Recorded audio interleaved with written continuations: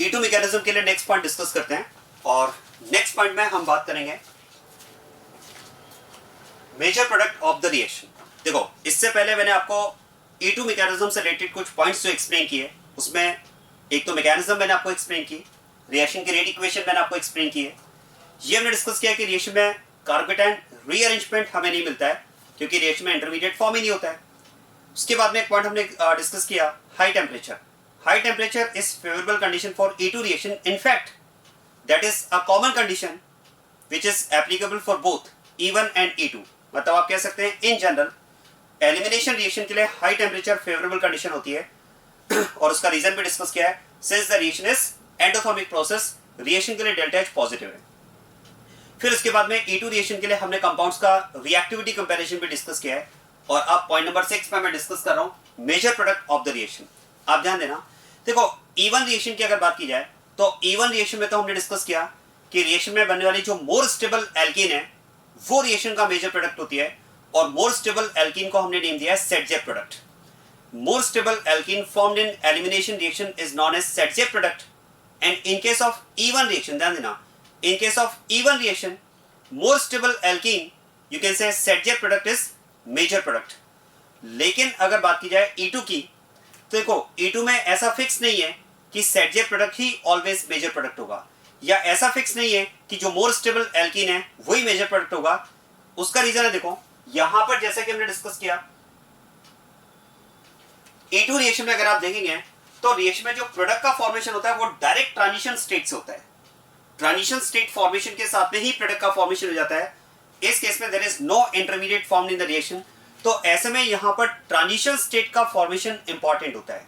आप ध्यान देना, देखो सेट-जेप प्रोडक्ट के करस्पॉन्डिंग ये ट्रांजिशन स्टेट बनेगी और हॉफमैन्स प्रोडक्ट के करस्पॉन्डिंग ये ट्रांजिशन स्टेट बनेगी।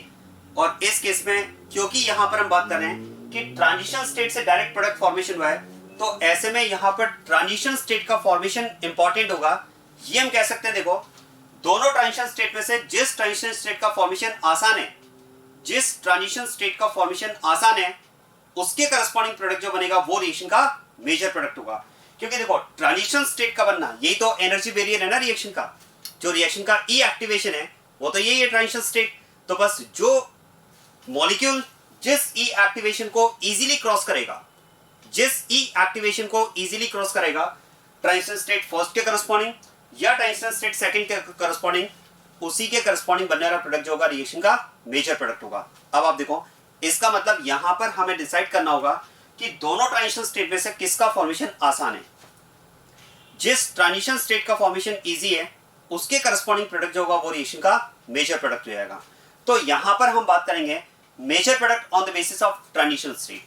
अब मैंने आपसे कहा कि दोनों ट्रांजिशन स्टेट में से बस आप ये चेक करें कि कौन सी ट्रांजिशन स्टेट का फॉर्मेशन आसान है। क्या मैं कह सकता हूं ट्रांजिशन स्टेट तो वही आसानी से बनेगी जो ज्यादा स्टेबल है, क्योंकि ट्रांजिशन स्टेट जितना लेस स्टेबल होगी उसके फॉर्मेशन के लिए ई एक्टिवेशन मतलब एनर्जी बैरियर उतना ही ज्यादा होगा, मतलब उसका बनना उतना ही डिफिकल्ट होगा।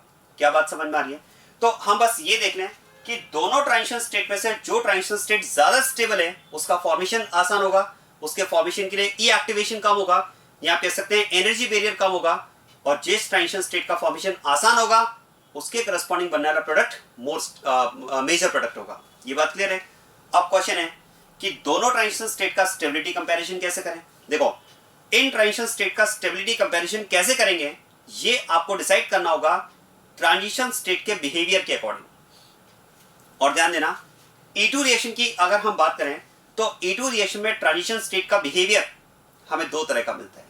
समझना इस बात को, E2 रिएक्शन में ट्रांजिशन स्टेट का बिहेवियर हमें दो तरह से मिलता है।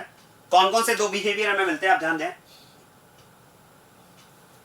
देखो एक तो हम बात करेंगे इसमें behaviour of transition state like alkene. मैं बात कर रहा हूं इसमें major product on the basis of behaviour of transition state, और इसमें मैंने आपसे कहा कि ट्रांजिशन स्टेट के दो तरह के बिहेवियर हमें E2 रिएक्शन में मिलते हैं। One of the behaviour is like alkene and the second behaviour is like carbanion. अब क्वेश्चन है कि ट्रांजिशन स्टेट का बिहेवियर मैंने कहा कि E2 रिएक्शन में एल्कीन जैसा भी हो सकता है और कार्बोनाइन जैसा भी हो सकता है। तो क्वेश्चन है एल्कीन जैसा कब होगा, कार्बोनाइन जैसा कब होगा, ये हम कैसे डिसाइड करेंगे। ये एक्चुअली डिपेंड करता है H और L के सेपरेशन पर, क्योंकि E2 रिएक्शन में हम बात करते हैं कि H और L का सेपरेशन साइमल्टेनियसली होता है। L का लीव करना और बेस का H को रिमूव करना साइमल्टेनियस प्रोसेस होता है। तो इस H और L के सेपरेशन में ध्यान देना, इस H और L के सेपरेशन के अकॉर्डिंग ही हम डिसाइड करते हैं कि बनने वाली ट्रांजिशन स्टेट का बिहेवियर एल्कीन जैसा होगा या फिर कार्बोनाइन जैसा होगा। मैंने आपसे कहा in case of E2 reaction behaviour of carbanion may be like alkene और it may be like carbanion, और बिहेवियर के अकॉर्डिंग ही हम ट्रांजिशन स्टेट का स्टेबिलिटी कंपैरिजन करेंगे और ट्रांजिशन स्टेट के स्टेबिलिटी कंपैरिजन के अकॉर्डिंग ही हम डिसाइड कर पाएंगे कि रिएक्शन का मेजर प्रोडक्ट सेटजेफ प्रोडक्ट होगा या फिर हॉफमैन प्रोडक्ट होगा।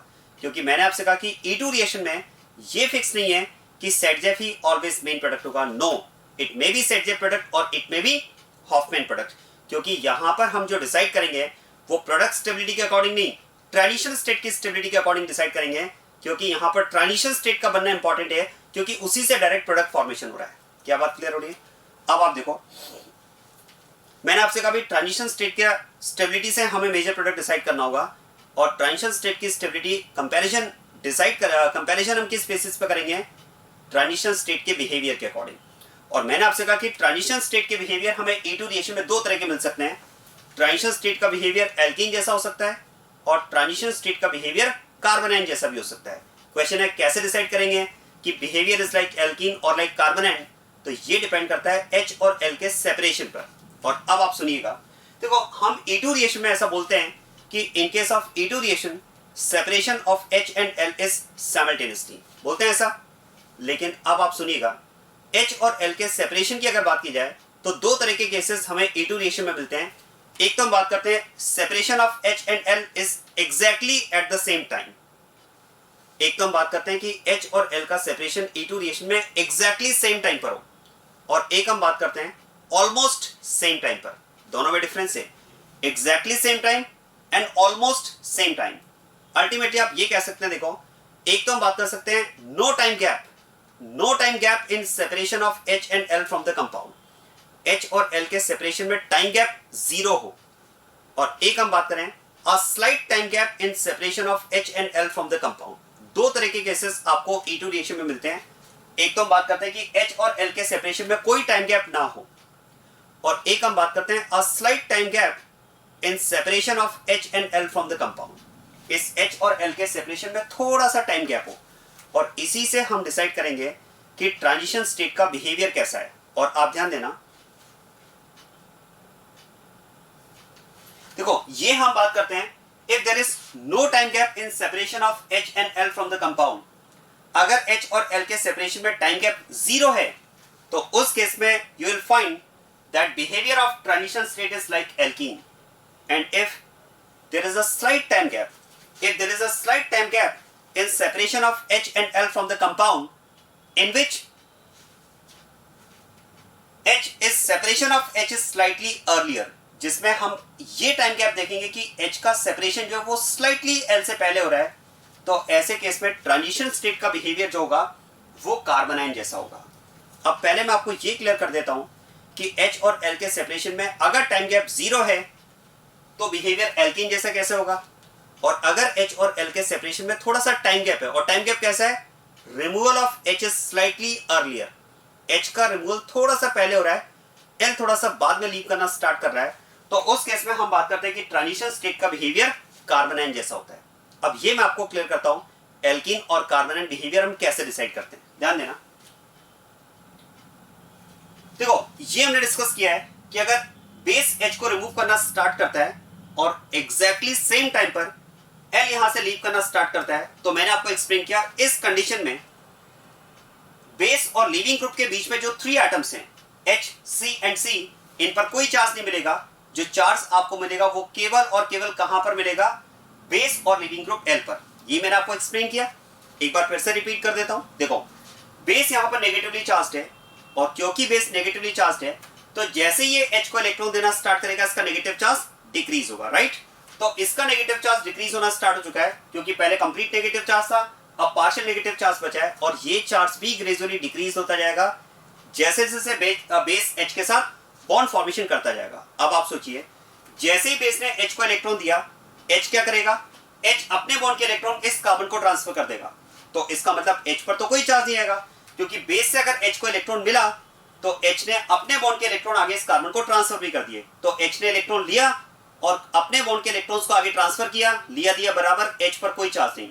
तो क्वेश्चन है क्या फिर इस कार्बन पर चार्ज आएगा? नो, क्योंकि जैसे ही H के बॉन्ड से इस कार्बन को इलेक्ट्रॉन मिलना स्टार्ट हुआ है, इस वाले कार्बन ने इससे इलेक्ट्रॉन लेना स्टार्ट कर दिया, मतलब इस कार्बन को H से इलेक्ट्रॉन मिले और इस कार्बन ने इस कार्बन से इलेक्ट्रॉन लिए, तो इस कार्बन से इलेक्ट्रॉन मिले और इससे लिए, मतलब इस कार्बन पर भी कोई चार्ज नहीं।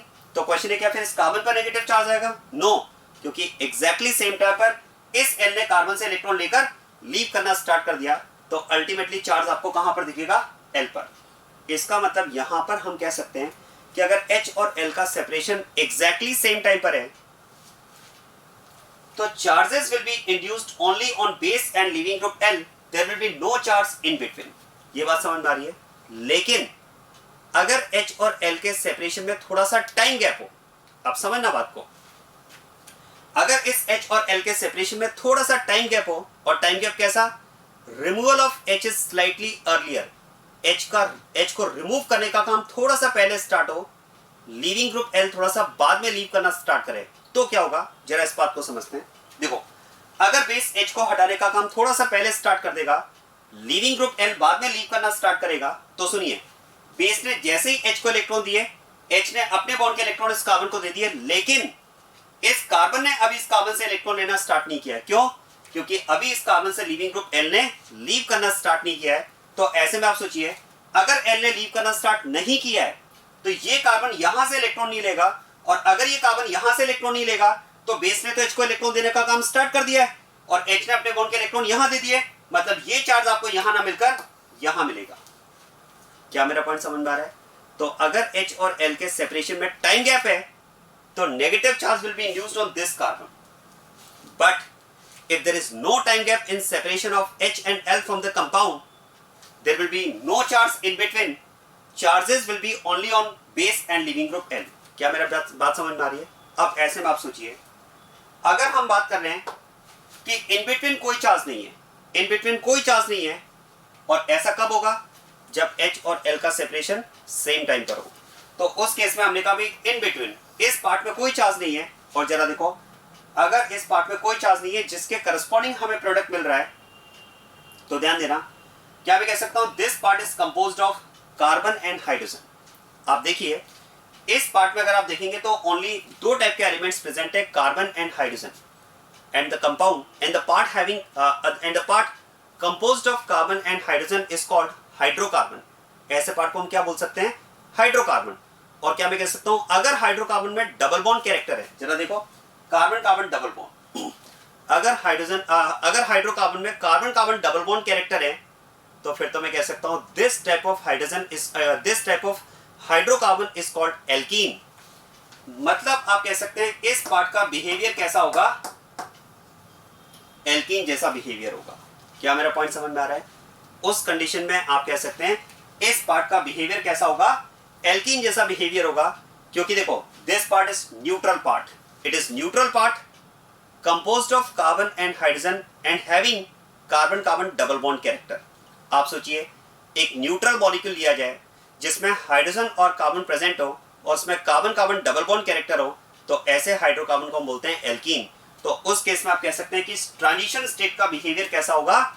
एल्कीन जैसा बिहेवियर होगा। लेकिन वो तब जब ये पार्ट न्यूट्रल हो, इस पार्ट में कोई चार्ज ना हो, और ये मिडिल वाला पार्ट तब न्यूट्रल होगा जब बेस का H को हटाना और लीविंग ग्रुप L का लीव करना एग्जैक्टली सेम टाइम पर हो। मतलब आप ये कह सकते हैं, if there is no time gap in separation of H and L from the compound, this transition state will behave like alkene। क्या बात समझ में आ रही है? देखो, यही मैंने लिखा है यहां पर, behavior of transition state like alkene when there is no time gap in separation of H and L from the compound। क्या बात समझ में आ गई? और अब केस सेकंड समझें।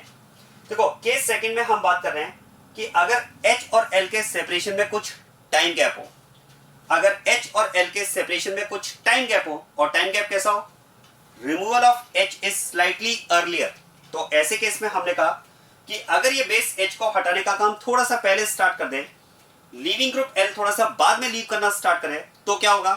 तो देखो, बेस ने H को इलेक्ट्रॉन देना स्टार्ट कर दिया है। जैसे ही बेस ने H को इलेक्ट्रॉन दिया, H ने अपने बॉन्ड के इलेक्ट्रॉन इस कार्बन को दे दिए, लेकिन अभी इस कार्बन से इस कार्बन ने इलेक्ट्रॉन लेना स्टार्ट नहीं किया है। क्यों? क्योंकि अभी इस कार्बन से लीविंग ग्रुप L ने लीव करना स्टार्ट नहीं किया है। तो ऐसे में ये चार्ज आपको L पर नहीं, ये चार्ज आपको इस कार्बन पर दिखेगा, क्योंकि बेस ने H को इलेक्ट्रॉन दिया, H ने आगे इस कार्बन को इलेक्ट्रॉन दिया, लेकिन अभी इस कार्बन ने यहां से इलेक्ट्रॉन नहीं लिया, क्योंकि अभी इस कार्बन से लीविंग ग्रुप L ने लीव करना स्टार्ट नहीं किया है। अब आप सोचिए, अगर यहां पर हमें चार्ज मिला तो क्या मैं कह सकता हूं, ना दिस मिडिल पार्ट जिसके करस्पॉन्डिंग प्रोडक्ट बन रहा है, now this middle part is not neutral, now it is charged. और अब अगर ये न्यूट्रल नहीं है, चार्ज्ड है, तो फिर मैं इसको एल्कीन तो नहीं बोल सकता, फिर मैं इसे एल्कीन तो नहीं बोल सकता, क्योंकि एल्कीन तो न्यूट्रल मॉलिक्यूल होता है। तो यहां पर अब हम कह सकते हैं नाउ दिस इज चार्ज्ड, मतलब now it's behaviour is like ion. अब इसका बिहेवियर कैसा है? आयन जैसा बिहेवियर है। और अगर चार्ज नेगेटिव है तो क्या मैं कह सकता हूं, फिर तो इसका बिहेवियर अनायन जैसा होगा। अगर चार्ज पॉजिटिव होता तो कैटायन, और क्योंकि चार्ज नेगेटिव है तो इसका बिहेवियर कैसा है? अनायन। और क्या मैं कह सकता हूं, अगर नेगेटिव चार्ज कार्बन पर है तो ऐसे अनायन को हम बोलते हैं कार्बन आयन। मतलब अब आप कह सकते हैं कि अब इसका बिहेवियर कैसा होगा अब इसका बिहेवियर कार्ब अनायन जैसा होगा। क्या मेरा पॉइंट समझ में आ रहा है?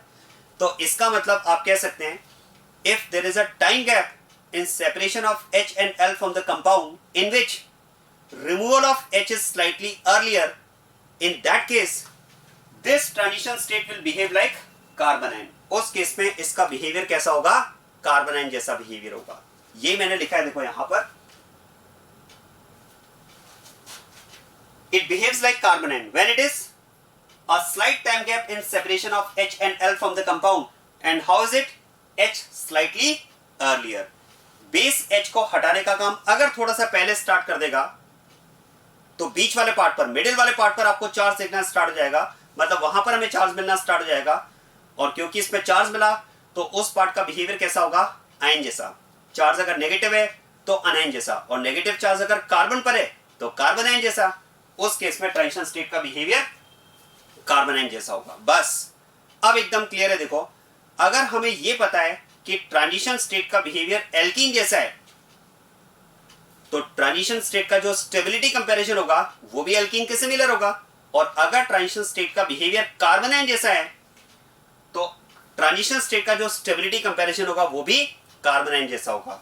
और हम स्टेबिलिटी कंपैरिजन क्यों करना चाह रहे हैं? देखो, हम इन दोनों ट्रांजिशन स्टेट का स्टेबिलिटी कंपैरिजन इसलिए करना चाह रहे हैं क्योंकि दोनों ट्रांजिशन स्टेट में से जो ट्रांजिशन स्टेट ज्यादा स्टेबल होगी उसी का फॉर्मेशन प्रेफर्ड होगा, और जिस ट्रांजिशन स्टेट का फॉर्मेशन प्रेफर्ड होगा उसी के करस्पॉन्डिंग बनने वाला प्रोडक्ट मेजर प्रोडक्ट होगा। क्या बात समझ में आ रही है? अब जरा देखो, अगर ट्रांजिशन स्टेट का बिहेवियर एल्कीन जैसा है, मान लेते हैं ट्रांजिशन स्टेट का बिहेवियर एल्कीन जैसा है, केस फर्स्ट, वो कब? When there is no time gap in separation of H and L from the compound. तो उस केस में हमें इन दोनों ट्रांजिशन स्टेट का जो स्टेबिलिटी कंपैरिजन करना होगा वो एल्कीन की तरह करना होगा। और जरा बताओ, अगर मैं इन दोनों ट्रांजिशन स्टेट को एल्कीन जैसा मान लूं और उस कंडीशन में इनका स्टेबिलिटी कंपैरिजन करूं, तो which alkene is more stable, first और सेकंड? आंसर है फर्स्ट, क्योंकि इस एल्कीन में आप कह सकते हैं नंबर ऑफ अल्फा हाइड्रोजन ज्यादा होंगे, इसमें हाइपर कॉन्जुगेशन ज्यादा होगा। तो उस केस में ये टीएस ज्यादा स्टेबल होगी, और अगर ये टीएस ज्यादा स्टेबल होगी तो इसका फॉर्मेशन प्रेफर्ड होगा, और इसका फॉर्मेशन अगर प्रेफर्ड होगा तो इसके करस्पॉन्डिंग बनने वाला प्रोडक्ट, मतलब सेट जे प्रोडक्ट जो होगा वो मेजर प्रोडक्ट हो जाएगा। क्या बात समझ में आ गई? तो इसका मतलब ये हुआ, देखो, अगर ट्रांजिशन स्टेट का बिहेवियर एल्कीन जैसा है, वो कब? When there is no time gap in separation of H and L from the compound, तो major product decided on the basis of alkene stability. उस केस में हम ट्रांजिशन स्टेट का बिहेवियर जब एल्कीन जैसा है तो उनका स्टेबिलिटी कंपैरिजन हम एल्कीन की स्टेबिलिटी के अकॉर्डिंग करेंगे, और उसके अकॉर्डिंग अगर करेंगे तो फिर तो हम कह सकते हैं कि दोनों ट्रांजिशन स्टेट में से ये ट्रांजिशन स्टेट ज्यादा स्टेबल है, और ये ट्रांजिशन स्टेट अगर ज्यादा स्टेबल है तो इसके करस्पॉन्डिंग बनने वाला प्रोडक्ट जो होगा वो रिएक्शन का मेजर प्रोडक्ट हो जाएगा। आया समझ में? तो इसका मतलब इस केस में तो हम लिख सकते हैं यहां पर कि इस कंडीशन में रिएक्शन का जो मेजर प्रोडक्ट होगा वो यहां पर सेट जे प्रोडक्ट मेजर होगा। In this case Saytzeff product will be the major product. क्या बात क्लियर होगी? अब आप ध्यान देना, अगर ट्रांजिशन स्टेट का बिहेवियर कार्बन आयन जैसा है, अगर ट्रांजिशन स्टेट का बिहेवियर कार्बन एन जैसा है, वो कब होगा? when there is a time gap, a slight time gap in separation of H and L from the compound, in which removal of H is slightly earlier. तो ऐसे case में आप सोचिए, इसमें नेगेटिव चार्ज यहां जनरेट होगा और इस केस में नेगेटिव चार्ज यहां पर जनरेट होगा। और अब अगर दोनों ट्रांजिशन स्टेट का बिहेवियर, जैसा कि मैंने कहा कि ट्रांजिशन स्टेट का बिहेवियर अगर कार्बन एन जैसा हो, तो इन दोनों का स्टेबिलिटी कंपैरिजन भी कार्बन एन की तरह करेंगे। और आप सोचिए, अगर मुझे दो ऐसे कार्बन एन्स की स्टेबिलिटी कंपेयर करना है जिसमें एक में नेगेटिव चार्ज यहां पर और दूसरे में नेगेटिव चार्ज यहां पर है, तो कौन सा कार्बन एन ज्यादा स्टेबल है? आंसर है सेकंड, क्योंकि यहां पर अल्काइल ग्रुप का जो रिलीजिंग इफेक्ट होगा वो इस एनाइन को डीस्टेबलाइज करेगा। क्या मेरा पॉइंट समझ में आ रहा है? तो ऐसे में ये कार्बन एन ज्यादा स्टेबल होगा, और अगर ये कार्बन एन ज्यादा स्टेबल है, मतलब ये ट्रांजिशन स्टेट अगर ज्यादा स्टेबल है, तो इसका फॉर्मेशन प्रेफर होगा, और इसका फॉर्मेशन अगर प्रेफर हुआ तो फिर तो इसके करस्पॉन्डिंग बनने वाला प्रोडक्ट जो होगा वो रिएक्शन का मेजर प्रोडक्ट हो जाएगा। मतलब Hofmann product will be the major product. कब? ये समझ में आ रहा है? जब हमें ये ट्रांजिशन स्टेट का फॉर्मेशन प्रेफर हो, और इस ट्रांजिशन स्टेट का फॉर्मेशन कब प्रेफर होगा? जब ये ट्रांजिशन स्टेट ज्यादा स्टेबल होगी। और ये ट्रांजिशन स्टेट कब ज्यादा स्टेबल होगी? जब दोनों ट्रांजिशन स्टेट का बिहेवियर कार्बन एन जैसा है। तो हमने कहा फिर तो नेगेटिव चार्ज यहां पर ज्यादा स्टेबल होगा rather than negative charge on this carbon, because releasing effect of R group will destabilize this negative charge. क्या बात समझ में आ रही है? तो हम कह सकते हैं कि अगर ट्रांजिशन स्टेट का बिहेवियर कार्बन एन जैसा है, अगर ट्रांजिशन स्टेट का बिहेवियर कार्बन एन जैसा है, तो रिएक्शन का जो मेजर प्रोडक्ट होगा वो हम किससे डिसाइड करेंगे? कार्बन एन की स्टेबिलिटी से डिसाइड करेंगे। और कार्बन एन कहां पर ज्यादा स्टेबल आ रहा है?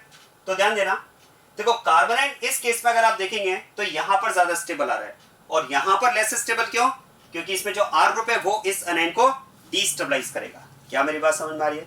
तो फिर तो ये कार्बन एन अगर ज्यादा स्टेबल है तो इस TS का फॉर्मेशन प्रेफर होगा, हॉफमैन प्रोडक्ट यहां पर मेजर होगा। लेकिन एक बात समझ लेना, जब आप कार्बन एन की स्टेबिलिटी के अकॉर्डिंग मेजर प्रोडक्ट डिसाइड कर रहे हैं, तो ऐसा कंपल्सरी नहीं है कि हॉफमैन प्रोडक्ट ही ऑलवेज मेजर प्रोडक्ट हो। नो, ये तो डिपेंड करेगा कि कार्बन एन यहां पर ज्यादा स्टेबल है या यहां पर ज्यादा स्टेबल है। अब आपको ऐसा लगेगा कि सर यहीं पर ज्यादा स्टेबल होगा क्योंकि यहां तो ये लेस स्टेबल है। भाई लेस स्टेबल क्यों है?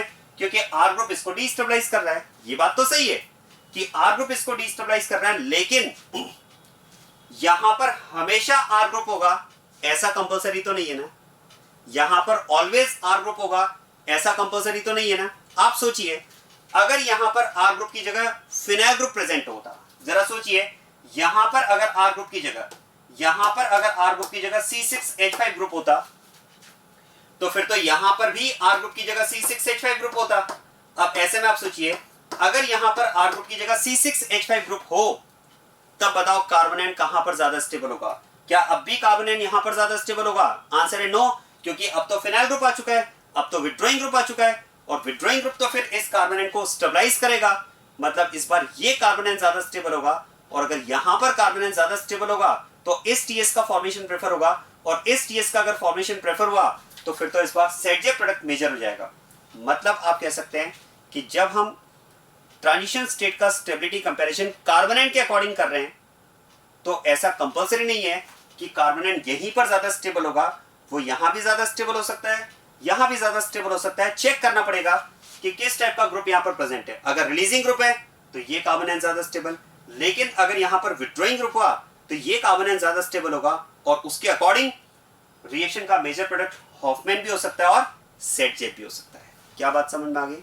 तो एक बात ध्यान देना, अगर ट्रांजिशन स्टेट का बिहेवियर कार्बन एन जैसा है, अगर ट्रांजिशन स्टेट का बिहेवियर कार्बन एन जैसा है,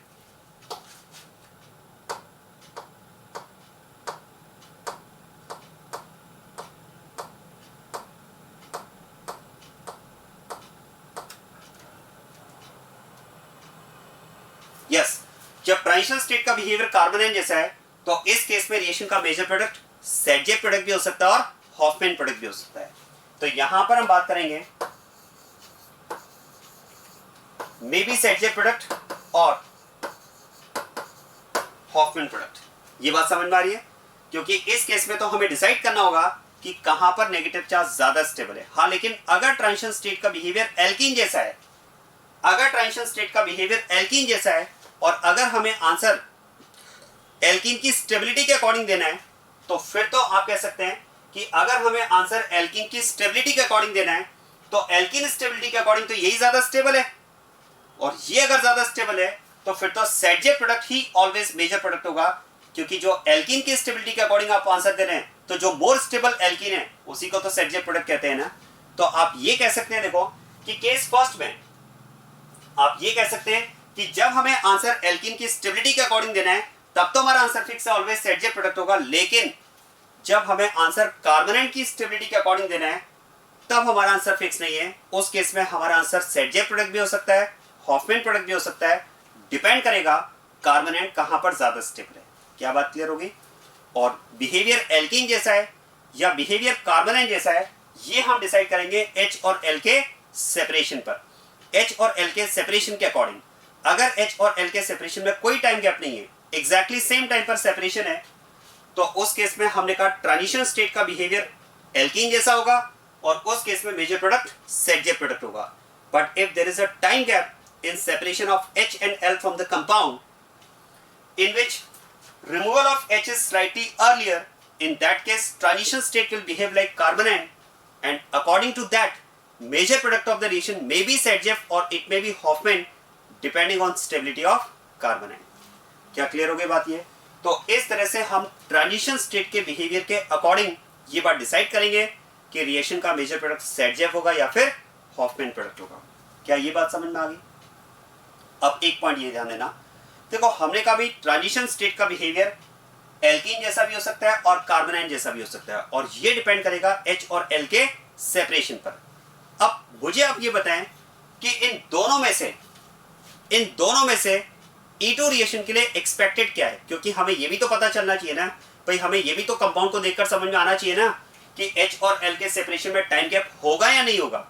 अरे भाई हम एक्सपेरिमेंट करके तो देखेंगे नहीं, हमें तो थ्योरेटिकली आंसर देना है क्वेश्चन को, ऑन द पेपर क्वेश्चन को देख करके आंसर देना है, कंपाउंड को देख करके बताना है। तो हमें रिएक्शन को देखकर ये समझ में आना चाहिए कि H और L का सेपरेशन विदाउट टाइम गैप होगा या टाइम गैप के साथ होगा। तो क्वेश्चन है हम कैसे पता करेंगे कि there will be a time gap in separation of H and L from the compound और there will be no time gap in separation, कैसे डिसाइड करेंगे? उसके लिए बात करते हैं। जरा आप मुझे ये बताएं कि दोनों में से केस फर्स्ट और केस सेकंड दोनों में से E2 रिएक्शन के लिए नॉर्मल केस क्या है, मतलब एक्सपेक्टेड केस क्या है? क्या लगता है आपको?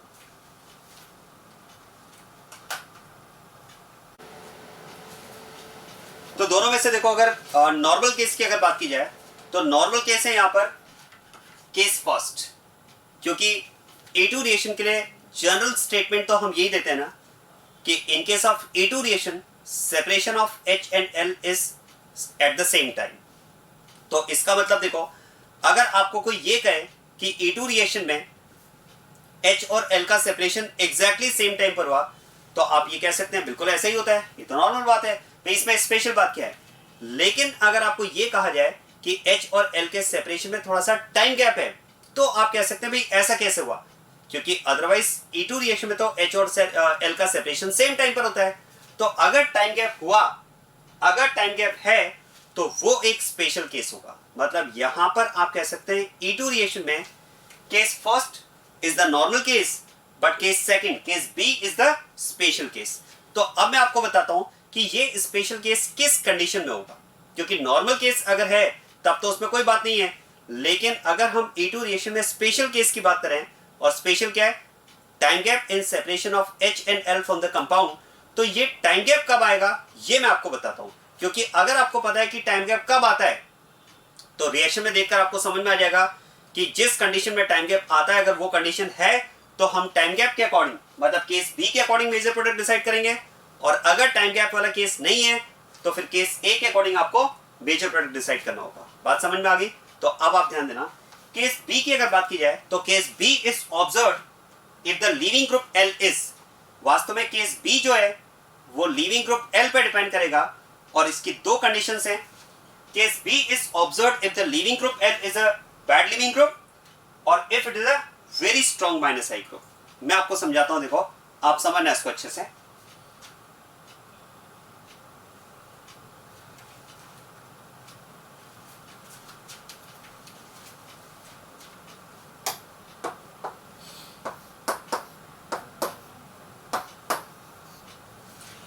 हम ये कह रहे हैं कि H और L के सेपरेशन में अगर टाइम गैप आता है तो वो स्पेशल केस है। अब ये टाइम गैप कब आ सकता है, उसकी पहली कंडीशन है, वास्तव में देखो टाइम गैप का आना डिपेंड करेगा लीविंग ग्रुप L पर, और उसकी पहली कंडीशन है if the leaving group L is a bad leaving group. आप ध्यान दीजिएगा, देखो अगर ये L एक बैड लीविंग ग्रुप है, ये अगर एक बैड लीविंग ग्रुप है, इसके लीव करने की टेंडेंसी कम है। देखो हम टाइम गैप की बात कर रहे हैं ना, और टाइम गैप कैसा, removal of H is slightly earlier, मतलब H थोड़ा सा पहले हटना स्टार्ट हो और L थोड़ा सा बाद में लीव करना स्टार्ट करे, ऐसे ही तो टाइम गैप हम चाहते हैं ना। देखो दो कंडीशंस हो सकती हैं। अगर हम बात करें कि removal of H is slightly earlier, H का रिमूवल थोड़ा सा पहले हो जाए, L थोड़ा सा बाद में लीव करना स्टार्ट करे, तो इसकी एक कंडीशन तो ये बन सकती है कि L में लीव करने की टेंडेंसी कम हो, मतलब L कोई बैड लिविंग ग्रुप हो। आप सोचिए अगर L बैड लिविंग ग्रुप हुआ, अगर इसके लीव करने की टेंडेंसी कम है, तो बेस H को हटाने का काम पहले ही स्टार्ट कर देगा। क्या बात कर समझ में आ रही है भाई? अगर हम चाहते हैं कि H पहले जाए, H और L के सेपरेशन में टाइम गैप हो, और टाइम गैप कैसा हो, removal of H should be slightly earlier, तो उसकी एक कंडीशन तो ये बन सकती है कि L के जाने की टेंडेंसी कम हो। अगर इस L के जाने की टेंडेंसी कम है, ये अगर एक बैड लिविंग ग्रुप है, तो डेफिनेटली आप कह सकते हैं there will be a time gap between time gap in separation of H and L from the compound, and removal of H will be slightly earlier, क्योंकि बेस तो H को हटाने का काम थोड़ा सा पहले स्टार्ट कर देगा भाई, वो तो अपना काम स्टार्ट कर देगा। अगर L में लीव करने की टेंडेंसी कम है, तो ये थोड़ा सा बाद में लीव करेगा। और इनफैक्ट देखो जब L यहाँ पर बैड लिविंग ग्रुप होता है ना, वास्तव में जब L बैड लिविंग ग्रुप होता है ना, तो एग्जैक्टली होता क्या मैं आपको बताता हूँ, बेस H को हटाने का काम पहले स्टार्ट कर देता है। अब आप सोचिए जैसे ही बेस H को इलेक्ट्रॉन देगा ना, H इस बॉन्ड के इलेक्ट्रॉन इस कार्बन को देना स्टार्ट कर देगा, मतलब इस कार्बन पर डेल नेगेटिव चार्ज इंड्यूस हो जाएगा। और वास्तव में आप ध्यान देना, इस कार्बन पर ये जो इलेक्ट्रॉन डेंसिटी इंक्रीज हुई है, इस कार्बन पर ये जो डेल नेगेटिव चार्ज इंड्यूस हुआ है, ये जो इलेक्ट्रॉन डेंसिटी इंक्रीज हुई है, वास्तव में इस इलेक्ट्रॉन डेंसिटी का पुशिंग इफेक्ट, वास्तव में इसका पुशिंग इफेक्ट काम करता है, जो इस L को यहां से लीव करने में हेल्प करता है। Otherwise L is a bad leaving group. तो वास्तव में ये अगर बैड लिविंग ग्रुप है, तो यहां जो इलेक्ट्रॉन डेंसिटी इंड्यूस हुई है, यहां जो इलेक्ट्रॉन डेंसिटी इंक्रीज हुई है, क्योंकि बेस ने H को हटाने का काम स्टार्ट कर दिया है, तो ये जो इंक्रीज्ड इलेक्ट्रॉन डेंसिटी है, यही वास्तव में इंक्रीज्ड इलेक्ट्रॉन डेंसिटी इस L को यहां से पुशिंग इफेक्ट शो करती है, इसके ऊपर पुशिंग इफेक्ट शो करती है, जिससे फिर ये L यहां से लीव करना स्टार्ट करता है। तो टाइम गैप का पहली कंडीशन तो कब बन सकती है, देखो टाइम गैप की पहली कंडीशन तब बन सकती है when L is a bad leaving group. अब मैंने आपसे कहा कि अगर L बैड लिविंग ग्रुप है तो आपको टाइम गैप मिलेगा। तो बस अब जो भी कंपाउंड आपको दिया हुआ है, उस कंपाउंड में बस आप देख लो, अगर present living group bad leaving group हुआ तो उसमें टाइम गैप वाली कंडीशन आएगी, और आंसर आपको टाइम गैप के अकॉर्डिंग डिसाइड करना होगा। क्वेश्चन है, हमने कहा भाई बैड लिविंग ग्रुप अगर प्रेजेंट हुआ तो बस उसमें कार्बोनाइन वाली कंडीशन आएगी, केस बी बनेगा। लेकिन क्वेश्चन है, हमें देखकर कैसे समझ में आएगा कि जो ग्रुप उस कंपाउंड में प्रेजेंट है वो बैड लिविंग ग्रुप है या गुड लिविंग ग्रुप है? क्योंकि बैड और गुड तो रेफरेंस है भाई, वो तो रिलेटिव है ना। बैड और गुड की अगर बात की जाए वो तो रिलेटिव है ना भाई। आप सोचिए, अगर मैं ऐसा बोल रहा हूं कि x और y में, मान लो अगर मैं ऐसा बोल रहा हूं कि x और y में y x के कंपैरिजन में बैड लिविंग ग्रुप है, मान लो मैंने ऐसा बोल दिया कि y x के कंपैरिजन में बैड लिविंग ग्रुप है, लेकिन अगर कोई नया ग्रुप में ले आऊं z, तो ऐसा हो सकता है ना कि जो y है वो x के कंपैरिजन में तो बैड लिविंग ग्रुप हो, लेकिन z के कंपैरिजन में हो सकता है वो गुड लिविंग ग्रुप हो। तो ये तो रिलेटिव बात है। तो हमें कैसे पता चलेगा कि जो ग्रुप उसमें प्रेजेंट है वो बैड लिविंग ग्रुप है या गुड लिविंग ग्रुप है? हम उसको कंपेयर किससे करें? तो ध्यान देना, इसके लिए हम बात करते हैं रेफरेंस की।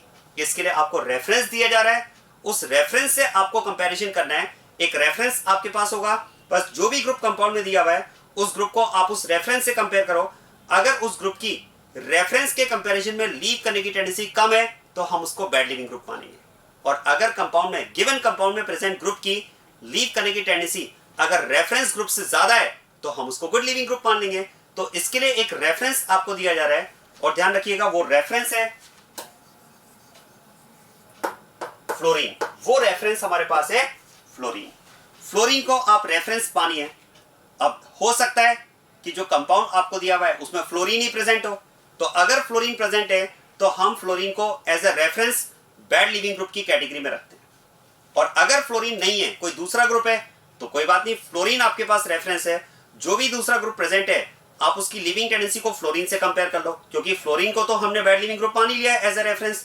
अब जो कंपाउंड में ग्रुप प्रेजेंट है अदर देन फ्लोरीन, अगर उसकी लीव करने की टेंडेंसी फ्लोरीन से भी कम हुई तो जब फ्लोरीन ही बैड लीविंग ग्रुप है तो वो ग्रुप तो ऑब्वियसली बैड लीविंग ग्रुप की कैटेगरी में आ जाएगा। लेकिन अगर उस ग्रुप की लीव करने की टेंडेंसी हमारे रेफरेंस फ्लोरीन से बेटर हुई तो फिर हम उसको गुड लीविंग ग्रुप में मान लेंगे। आगे बात समझ में? तो इस तरह से रेफरेंस के बेसिस पर आप डिसाइड कर पाएंगे कि गिवन कंपाउंड में जो ग्रुप लीविंग ग्रुप प्रेजेंट है एल, वो बैड लीविंग ग्रुप है या फिर गुड लीविंग ग्रुप है। और उसके लिए आपको रेफरेंस याद रखना है जो प्रैक्टिकल बेसिस पर डिसाइड किया गया है, एंड दैट इज फ्लोरीन। तो एक कंडीशन तो ये है। दूसरी कंडीशन क्या है? देखो, दूसरी कंडीशन में हम बात करते हैं if the L is a very strong minus I group, if it is a very strong minus I group. देखो, हम ये चाहते हैं कि H और L के सेपरेशन में टाइम गैप हो, और टाइम गैप कैसा हो? H थोड़ा सा पहले जाए। तो इसकी दो कंडीशन हो सकती है, या तो आप कह सकते हैं कि L के लीव करने की टेंडेंसी कम है तो H पहले चला जाएगा, या फिर ये भी तो हो सकता है H के खुद के हटने की टेंडेंसी बहुत ज्यादा हो, तभी तो H पहले चला जाएगा ना भाई। हम ये कह रहे हैं कि X और Y में से हम चाहते हैं, X और Y में से हम चाहते हैं X पहले जाए, तो उसका एक तरीका तो ये हो सकता है कि Y के जाने की टेंडेंसी कम हो तो X पहले चला जाएगा, और एक तरीका ये भी हो सकता है कि X के खुद के जाने की टेंडेंसी बहुत ज्यादा हो तब भी X पहले चला जाएगा। तो अगर हम कह रहे हैं कि H और L में से H पहले जाए तो उसका एक कंडीशन तो ये हो सकती है कि L के लीव करने की टेंडेंसी कम हो, L बैड लीविंग ग्रुप हो, जिसके लिए मैंने आपको रेफरेंस बताया फ्लोरीन। और एक तरीका ये हो सकता है कि H के खुद के हटने की टेंडेंसी बहुत ज्यादा हो। अब H के खुद के हटने की टेंडेंसी वो तो डिपेंड करेगी H पर डेल पॉजिटिव चार्ज पर, क्योंकि H को हटाने का काम कौन कर रहा है? बेस, और बेस अपने इलेक्ट्रॉन किसे देता है? प्रोटॉन को। इसका मतलब आप कह सकते हैं कि इस H में जितने ज्यादा प्रोटोनिक कैरेक्टर होंगे, इस H पर जितना ज्यादा डेल पॉजिटिव चार्ज होगा, बेस इस H को हटाने का काम उतना ही फास्ट स्टार्ट करेगा, उतना ही पहले स्टार्ट करेगा। और इस H पर जो डेल पॉजिटिव चार्ज होगा वो डिपेंड करेगा इस L के विड्रॉइंग इफेक्ट पर, मतलब माइनस आई इफेक्ट पर। अब जरा आप ध्यान देना, अगर मैं बात कर रहा हूं कि ये L अगर एक स्ट्रॉन्ग माइनस आई ग्रुप हो, ध्यान देना, ये L अगर एक स्ट्रॉन्ग माइनस आई ग्रुप हो तो क्या होगा? देखो, इसका जो स्ट्रॉन्ग इलेक्ट्रॉन विड्रॉइंग इफेक्ट होगा, इसका जो स्ट्रॉन्ग इलेक्ट्रॉन विड्रॉइंग इफेक्ट होगा वो इस हाइड्रोजन पर डेल पॉजिटिव चार्ज ज्यादा इंड्यूस करेगा। और क्या मैं कह सकता हूं, हाइड्रोजन पर जितना ज्यादा डेल पॉजिटिव चार्ज इंड्यूस होगा, इस हाइड्रोजन में जितना ज्यादा प्रोटोनिक कैरेक्टर होंगे, बेस इस H को हटाने का काम उतना ही पहले स्टार्ट करेगा, मतलब टाइम गैप आने के चांसेस उतने ही ज्यादा होंगे। क्या पॉइंट समझ आया? अब इसके लिए हमने कहा भाई L should be a very strong minus I group. अब फिर से वही पॉइंट आता है कि किसी भी ग्रुप को हम स्ट्रॉन्ग माइनस आई ग्रुप कब कहेंगे, क्योंकि स्ट्रॉन्ग या वीक तो रिलेटिव है। वही बात है रेफरेंस। देखो, जहां भी वीक स्ट्रॉन्ग गुड बैड की बात होगी वहां पर हमारे पास एक रेफरेंस होगा, क्योंकि कंपैरिजन के लिए कुछ ना कुछ होना चाहिए, एक बेंचमार्क होना चाहिए। तो वो reference strong minus I group के लिए हमारे पास रेफरेंस होगा पॉजिटिवली चार्ज ग्रुप। इसके लिए हमारे पास रेफरेंस होगा पॉजिटिवली चार्ज्ड ग्रुप। चाहे तो आप एग्जांपल माइंड में रख सकते हैं Nr3+। एग्जांपल याद रखने की जरूरत भी नहीं है, आप तो समझ लो कोई भी पॉजिटिवली चार्ज ग्रुप। अगर ये लीविंग ग्रुप L यहां पर एक पॉजिटिवली चार्ज ग्रुप हुआ तो आप याद करो पॉजिटिवली चार्ज ग्रुप माइनस आई सीरीज में सबसे आगे होता है। जो पॉजिटिवली चार्ज ग्रुप होता है लाइक Nr3+, मान लो अगर ये L यहां पर Nr3+ हो तो क्या मैं कह सकता हूं पॉजिटिवली चार्ज ग्रुप माइनस आई सीरीज में सबसे आगे होता है। इसको हमने स्ट्रॉन्ग माइनस आई ग्रुप की कैटेगरी में रखा है, राइट। और ऐसा अगर कोई स्ट्रॉन्ग माइनस आई ग्रुप यहां पर प्रेजेंट हुआ तो उसके स्ट्रॉन्ग माइनस आई इफेक्ट से क्या होगा, हाइड्रोजन पर कंसिडरेबल पॉजिटिव चार्ज इंड्यूस हो जाएगा। और हाइड्रोजन पर अगर कंसिडरेबल पॉजिटिव चार्ज इंड्यूस होगा, मतलब इस हाइड्रोजन में अगर कंसिडरेबल प्रोटोनिक कैरेक्टर होंगे, तो जितने ज्यादा प्रोटोनिक कैरेक्टर इस हाइड्रोजन में होंगे, बेस इस H को हटाने का काम उतना ही पहले स्टार्ट करेगा।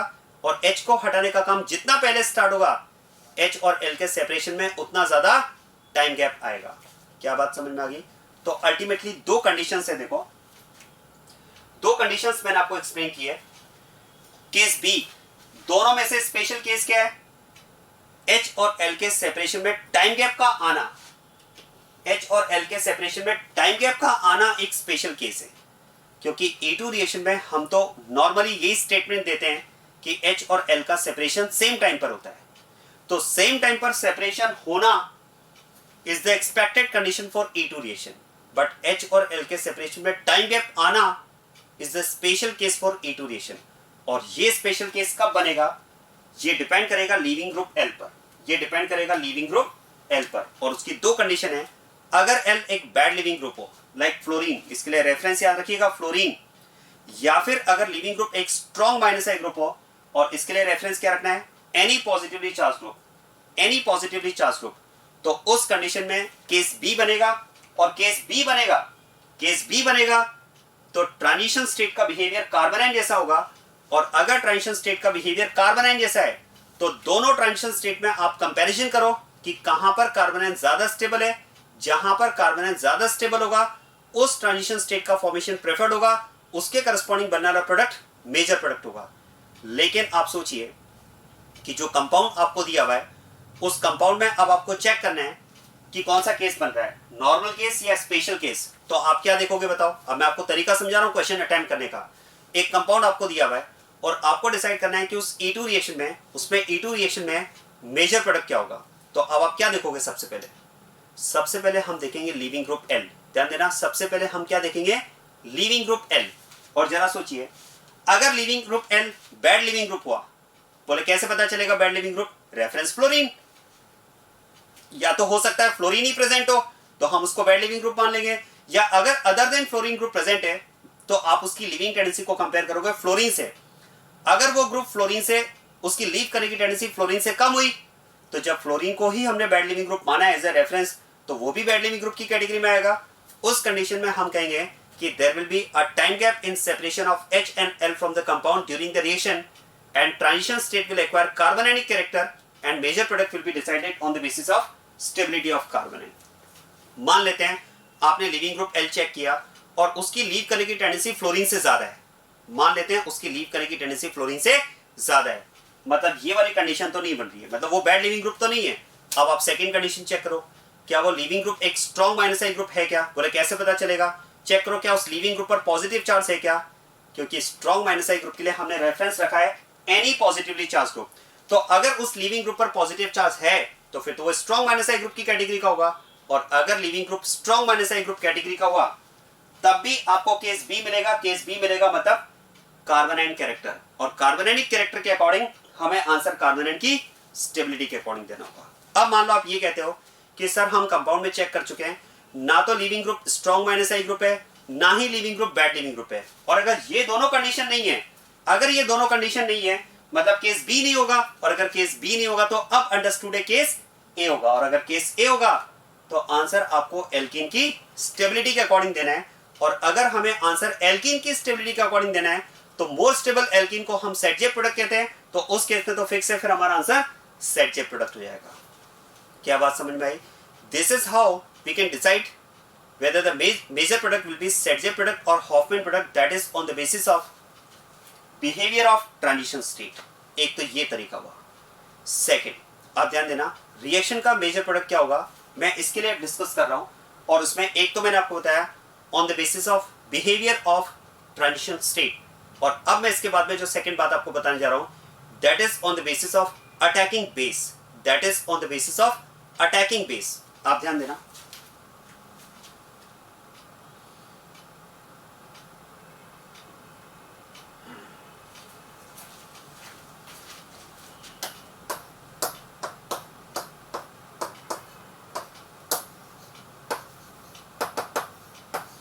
अब मैं बात कर रहा हूं अटैकिंग बेस के अकॉर्डिंग। और मान लेते हैं, देखो ये अटैकिंग बेस अगर एक बल्की ग्रुप है, ध्यान देना, अगर ये अटैकिंग बेस एक बल्की ग्रुप है तो जब ये H को रिमूव करेगा तो ध्यान देना, अटैकिंग बेस अगर बल्की ग्रुप हुआ तो ये प्रेफरेबली ऐसे कार्बन से H को रिमूव करना चाहेगा जहां पर स्टेरिक हिंड्रेंस कम हो। क्या मेरा पॉइंट समझ में आ रहा है? अगर बेस, अटैकिंग बेस अगर बल्की ग्रुप हुआ तो ये प्रेफरेबली ऐसे कार्बन से H को रिमूव करना चाहेगा जहां पर स्टेरिक हिंड्रेंस कम हो। मान लेते हैं इस बेस के पास दो चॉइस है, वो इस बीटा हाइड्रोजन को रिमूव कर सकता है या फिर वो इस बीटा हाइड्रोजन को भी रिमूव कर सकता है। तो अगर ये बेस बल्की हुआ, अगर ये बेस बल्की हुआ तो हम चेक करेंगे, इन दोनों कार्बन को चेक करेंगे, क्योंकि बेस प्रेफरेबली ऐसे कार्बन से H को हटाना चाहेगा जहां पर स्टेरिक हिंड्रेंस कम है। क्यों? क्योंकि the base itself is a bulky group. ये अगर बल्की हुआ तो इसकी अप्रोच उस कार्बन से H को हटाना आसान होगी जहां पर स्टेरिक हिंड्रेंस कम है। क्या मेरा पॉइंट समझ में आ रहा है? मैं आपको एग्जांपल से समझाता हूं, चलो देखो। यहां पर अगर बात की जाए, देखो ये बेस अगर बल्की ग्रुप है, अगर ये बेस बल्की ग्रुप है तो ध्यान देना, बेस एक तो इस कार्बन से H को रिमूव करे और बेस इस कार्बन से H को रिमूव करे, दोनों में डिफरेंस आप समझना। इस कार्बन पर अगर आप ध्यान दें तो R ग्रुप प्रेजेंट है, जबकि इस कार्बन पर अगर आप देखेंगे तो R की जगह पर H प्रेजेंट है। अब क्या मैं कह सकता हूं, R group itself is a bulky group. ये R ग्रुप एक बल्की ग्रुप है और ऐसे में आप सोचिए जो बेस यहां पर प्रेजेंट है, अगर ये बेस भी बल्की ग्रुप हुआ, अगर ये बेस भी बल्की ग्रुप हुआ तो आप सोचिए दोनों अगर बल्की हो गए तो इस ट्रांजिशन स्टेट में स्टेरिक हिंड्रेंस हाई हो जाएगा। और अगर स्टेरिक हिंड्रेंस होगा, स्टेरिक रिपल्शन होगा, क्योंकि बल्की ग्रुप्स के बीच में रिपल्शन ज्यादा होगा, तो यहां पर आप कह सकते हैं स्टेरिक रिपल्शन हाई हो जाएगा। और स्टेरिक रिपल्शन अगर हाई होगा तो फिर तो इस ट्रांजिशन स्टेट में स्टेरिक स्ट्रेन हाई हो जाएगा, और स्ट्रेन अगर ज्यादा होगा तो इसकी स्टेबिलिटी कम हो जाएगी। जबकि आप देखो यहां पर अगर R है और R की जगह यहां पर अगर H है, तो ऐसे में हम कह सकते हैं कि अगर ये बेस बल्की भी हुआ तो क्योंकि यहां पर H प्रेजेंट है, और क्या मैं कह सकता हूं H is always considered as a small group, क्योंकि हम इसे एक स्मॉल ग्रुप मानते हैं तो एक बल्की और H के बीच में जो रिपल्शन होता है वो नेग्लिजिबल होता है। और यहां पर अगर स्टेरिक रिपल्शन नेग्लिजिबल हुआ तो स्टेरिक स्ट्रेन भी नेग्लिजिबल होगा। स्ट्रेन अगर यहां पर नेग्लिजिबल हुआ, कम हुआ, तो ये ट्रांजिशन स्टेट ज्यादा स्टेबल होगी, और अगर ये ट्रांजिशन स्टेट ज्यादा स्टेबल होगी तो फिर तो इसके करस्पॉन्डिंग बनने वाला प्रोडक्ट मतलब हॉफमैन प्रोडक्ट मेजर प्रोडक्ट होगा। क्या बात समझ में आ रही है? तो अगर अटैकिंग बेस बल्की बेस है तो वो ऐसे कार्बन से H को रिमूव करना चाहेगा, दो चॉइस है, एक ये कार्बन और एक ये कार्बन, तो वो ऐसे कार्बन से H को रिमूव करना चाहेगा जहां पर स्टेरिक हिंड्रेंस कम हो। तो ऐसे केस में तो फिर आप देख सकते हैं कि मेजर प्रोडक्ट हमें क्या मिलेगा, हॉफमैन प्रोडक्ट मिलेगा। अब यहां भी एक पॉइंट ये आता है कि हमें कैसे पता चलेगा कि अटैकिंग बेस बल्की है या स्मॉल बेस है। देखो बल्की है या स्मॉल है फिर से कोई रिलेटिव है, तो इसके लिए भी हम रेफरेंस की बात करेंगे, और इसके लिए रेफरेंस आपको याद रखना है टर्शरी ब्यूटोक्साइड आयन। आप ध्यान दीजिएगा,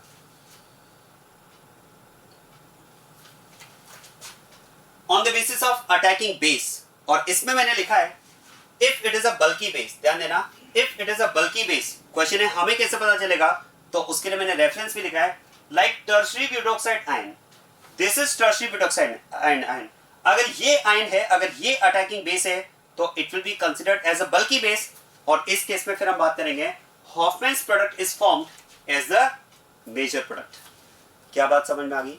तो अटैकिंग बेस भी इस बात को डिसाइड करेगा कि रिएक्शन का मेजर प्रोडक्ट हॉफमैन होगा या फिर ZF होगा।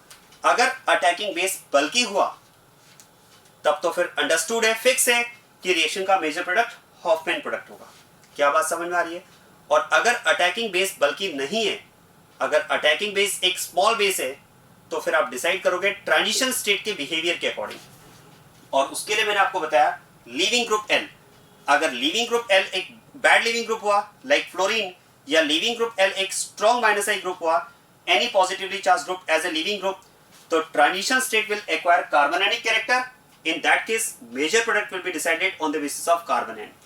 और आप सोचिए अगर अटैकिंग बेस बल्की बेस नहीं है, अगर लीविंग ग्रुप एक बैड लीविंग ग्रुप नहीं है, अगर लीविंग ग्रुप एक स्ट्रॉन्ग माइनस आई ग्रुप भी नहीं है, तो फिर तो हम कह सकते हैं कि उस कंडीशन में अगर अटैकिंग बेस बल्की बेस नहीं है मतलब ये कंडीशन खत्म, अगर लीविंग ग्रुप एक बैड लीविंग ग्रुप नहीं है मतलब ये केस खत्म, अगर लीविंग ग्रुप एक स्ट्रॉन्ग माइनस आई ग्रुप भी नहीं है ये केस भी खत्म, और ये केस अगर खत्म तो ये केस खत्म, तो फिर तो इस केस के अकॉर्डिंग हमारे रिएक्शन का मेजर प्रोडक्ट क्या हो जाएगा, ZJ प्रोडक्ट मेजर हो जाएगा। आया समझ में?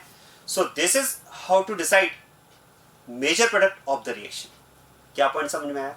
और अब इसके बाद में E2 रिएक्शन के लिए एक लास्ट पॉइंट आता है, E2 रिएक्शन के लिए एक लास्ट पॉइंट आता है, और वो पॉइंट भी बहुत इंपॉर्टेंट है क्योंकि उससे भी रिएक्शन का प्रोडक्ट और रिएक्शन की फिजिबिलिटी को हम डिसाइड करते हैं, और वो पॉइंट है point number 7, the reaction completes with anti elimination mechanism.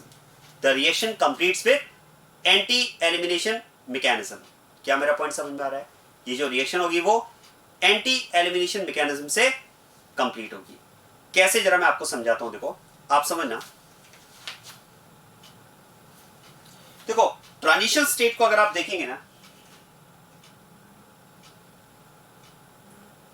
तो यहां पर रिएक्शन मैंने जिस तरह से आपको एक्सप्लेन की है, अगर आप ध्यान दें तो ये तो लीविंग ग्रुप एल है जो इस तरह से लीव कर रहा है ये तो लीविंग ग्रुप एल जो लीव कर रहा है, और जरा देखो मैंने ट्रांजिशन स्टेट को जिस तरह से अरेंज किया है, अगर आप देखेंगे तो मैंने H को इस L के अपोजिट साइड में रखा है और बेस इस H को यहां से रिमूव करना है। क्या पॉइंट समझ में आ रहा है?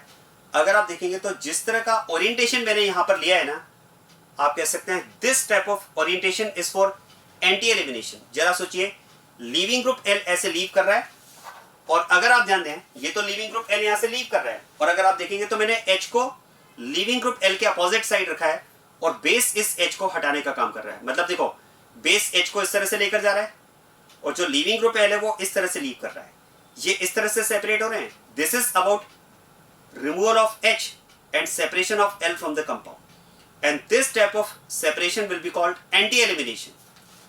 और एक ओरिएंटेशन आप ये सोचिए कि अगर ये लीविंग ग्रुप L हो और इस H को मैं अपोजिट साइड ना रख करके इसी साइड रखूं, तो ये तो लीविंग ग्रुप L लीव करेगा और बेस यहां से H को लेकर जाएगा, और अगर ये इस तरह का सेपरेशन हुआ तो this type of separation will be called syn elimination. आप याद करो, syn addition and anti addition. अगर इस तरह से एडिशन हुआ तो एंटी एडिशन होता है, और इस तरह से एडिशन हुआ तो सिन एडिशन होता है। अब आप सोचिए, अगर ये एडिशन सिन है, अगर ये एडिशन सिन है, तो क्या मैं कह सकता हूं this type of elimination will be called anti elimination. Sorry, अगर ये एडिशन एंटी एडिशन है तो this type of elimination will be called anti elimination, और अगर ये एडिशन सिन है तो this type of elimination will be called syn elimination. आ रही बात समझ में? ये अगर एंटी एडिशन है तो इसका रिवर्स, मतलब इस तरह से होना एंटी एलिमिनेशन होगा, और ये अगर सिन एडिशन है तो ये प्रोसेस होना सिन एलिमिनेशन होगा। अब मैं आपको बताता हूं कि यहां पर हम ऐसा क्यों बोल रहे हैं कि reaction follows anti elimination mechanism. Reason है, देखो आप सोचिए, ये तो एंटी एलिमिनेशन वाला अरेंजमेंट हो गया। चलिए ऐसा करते हैं, यहां पर सिन एलिमिनेशन वाला अरेंजमेंट भी ले लेते हैं।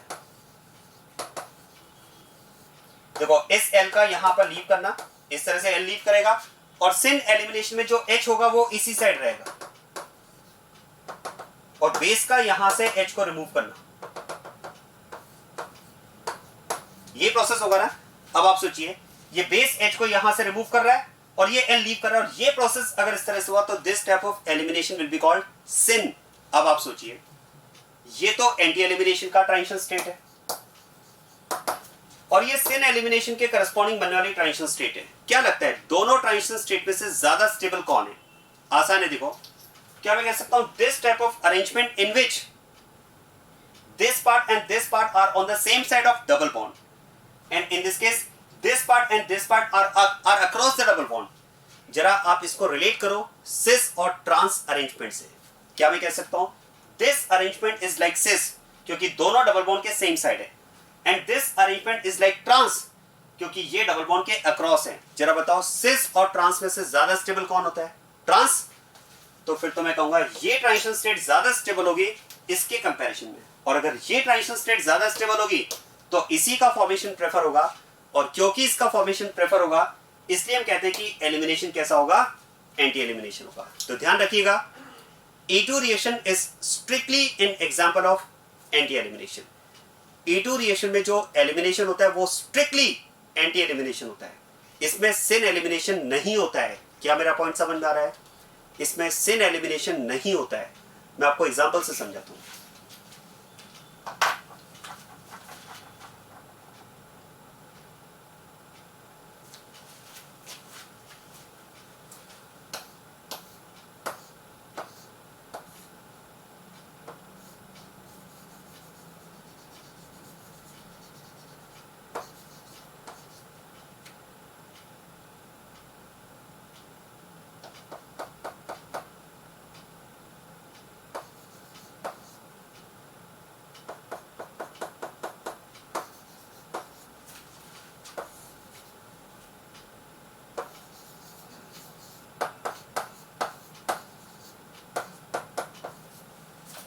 मान लो अगर आपके पास ये कंपाउंड है और इस कंपाउंड की रिएक्शन हम एल्कोहलिक KOH के साथ में ले रहे हैं, और ऐसा भी मान लो कि it is E2 reaction.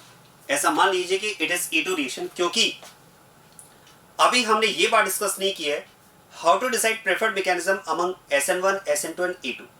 Even की तो चलो टेंशन हम ऑलरेडी खत्म कर चुके हैं, क्योंकि मैंने आपसे कहा था इवन का तो आप सिलेबस पॉइंट ऑफ व्यू से एक ही एग्जांपल आपको माइंड में रखना है, उसका एसिडिक डिहाइड्रेशन ऑफ अल्कोहल। तो आगे जो मिक्स्ड एग्जांपल हम डिस्कस करेंगे वो SN1, SN2 और E2 के एग्जांपल डिस्कस करेंगे। आगे वो सिलेक्शन प्रोसेस भी मैं आपको समझाऊंगा, इसीलिए मैंने अभी डायरेक्ट लिख दिया कि ये E2 रिएक्शन है। अब जैसा कि मैंने आपसे कहा कि E2 reaction is an example of anti elimination, it is an example of anti elimination. अब आप सोचिए अगर ये एंटी एलिमिनेशन का एग्जांपल है तो फिर तो हम कहेंगे कि इसमें ब्रोमीन तो as a leaving group leave करेगा, ब्रोमीन तो as a leaving group leave करेगा। और जरा देखिए ओरिएंटेशन के अकॉर्डिंग क्या मैं कह सकता हूं, bromine is on wedge. Orientation के according bromine is on wedge, show किया हुआ है मैं ब्रोमीन वेज पर है। इसका मतलब मैं कह सकता हूं कि ये अगर रिंग का प्लेन है, ये अगर रिंग का प्लेन है तो ब्रोमीन कहां पर है, वेज पर है।